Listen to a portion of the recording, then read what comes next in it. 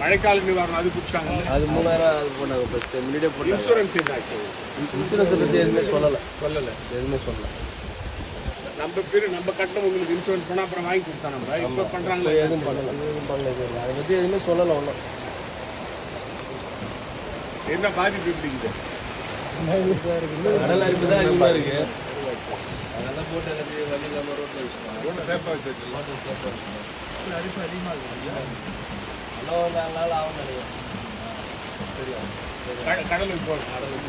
நல்லா 5 நாள் ஆகிடும். அது வரைக்கும் வீட்டில் தான் இருக்கேன். ஒன்றும் வரலையா?